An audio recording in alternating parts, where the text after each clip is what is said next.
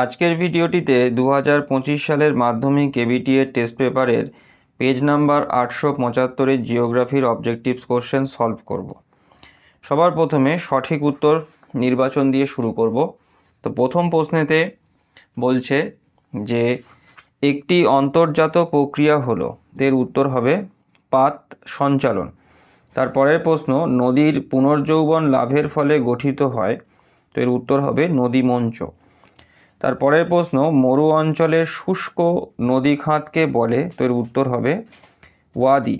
তারপরের প্রশ্ন ওজোন গ্যাসের ঘনত্ব সবচেয়ে কম, তো এর উত্তর মেরু অঞ্চলে। তারপরের প্রশ্ন হচ্ছে এল নিনোর বছরগুলিতে ভারতে হয়, তো এর উত্তর হচ্ছে খরা। তারপরের প্রশ্ন আপেক্ষিক আর্দ্রতা সর্বাধিক হয়, তো এর উত্তর ভোরবেলায়। তারপরের প্রশ্ন একটি জৈব ভঙ্গুর বর্জ্যের উদাহরণ হলো, তো এর উত্তর হবে ধানের খোসা।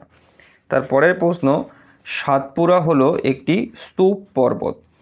তারপরের প্রশ্ন হচ্ছে একটি পশ্চিম বাহিনী নদী হলো, তো এর উত্তর হবে নর্মদা। তারপরের প্রশ্ন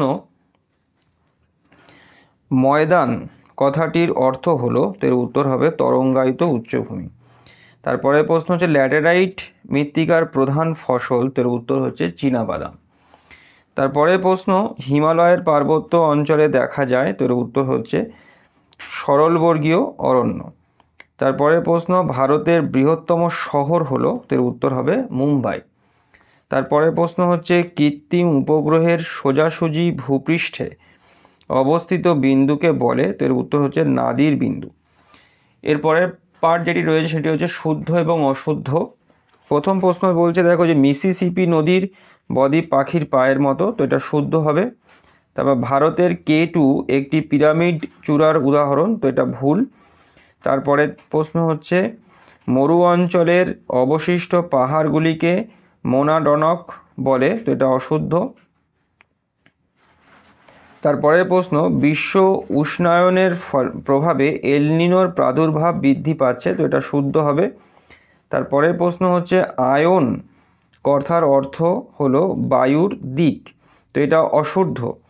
তারপরের প্রশ্ন রাজস্থানের চলমান বালিয়াড়িকে ধান বলে, তো এটা অশুদ্ধ।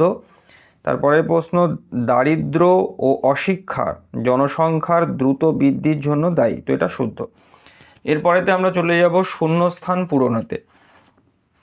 তো শূন্যস্থান পূরণের প্রথম যে প্রশ্নটি রয়েছে তাতে বলা হচ্ছে যে ভূমিরূপের উচ্চতা হ্রাস পায়, তো এর উত্তর হচ্ছে অবরোহণ প্রক্রিয়ায়। তারপর নর্মদা নদীর উপর জব্বলপুরের কাছে ধোঁয়াধার জলপ্রপাত আছে। তারপর পচা জৈব আবর্জনা থেকে সৃষ্ট গ্রিনহাউস গ্যাসটি হলো, এর উত্তর হচ্ছে মিথেন। তারপরে প্রশ্ন হচ্ছে শীতল সমুদ্র স্রোতে হিমশৈল ভেসে আসে। তারপর জম্মু ও শ্রীনগর যুক্ত হয়েছে বানিহাল গিরিপথ দ্বারা। তারপরে বনভূমি সংরক্ষণের প্রধান উপায় হলো বৃক্ষছেদন নিয়ন্ত্রণ। তারপরে প্রশ্ন হচ্ছে প্লাস্টিক জীব অবিশ্লেষ্য জাতীয় বর্জ্যের উদাহরণ।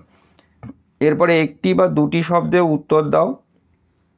প্রথম প্রশ্ন বলছে যে হিমবাহের মস্তক বরাবর উল্লম্ব ফাটলকে কি বলে, তো এর উত্তর হচ্ছে বাকশুণ্ড। তারপরে অ্যারোসল কাকে বলে, তো এর উত্তর হচ্ছে বায়ুতে ভাসমান ধূলিকণাকে অ্যারোসল বলে। তারপরে আফ্রিকার সাহারা মরুভূমি কোন বায়ুর প্রভাবে সৃষ্টি হয়েছে, তো এর উত্তর হচ্ছে আয়ন বায়ুর প্রভাবে। তারপরে প্রশ্ন হিমপ্রাচীর কোন মহাসাগরে দেখা যায়, তো এর উত্তর হচ্ছে আটলান্টিক মহাসাগর। তারপরে প্রশ্ন কোন সীমারেখা ভারত ও চীনের সীমানা নির্ধারণ করে, তো এর উত্তর হচ্ছে ম্যাকমোহন লাইন। তারপরে প্রশ্ন কোন মাটির স্থানীয় নাম মোরাম, তো এর উত্তর হচ্ছে ল্যাটেরাইট মাটি। তারপরে প্রশ্ন আদমশুমারি কি, তো আদমশুমারি হচ্ছে জনগণনাকে বলা হয়ে থাকে আদমশুমারি। এরপরে স্তম্ভ মেলানো, তো নামচা বারোয়ার সঙ্গে হবে পূর্ব হিমালয়। রেলের বগি নির্মাণ কেন্দ্রের সঙ্গে হবে পেরাম্বুর। কান্ডালার সঙ্গে হবে ভারতের শুল্কমুক্ত বন্দর, আর কারেয়ার সঙ্গে হবে জম্মু ও কাশ্মীর। তো আজকের ভিডিওটি আমি এখানেতেই শেষ করলাম। সবাই ভালো থেকো, থ্যাংক ইউ।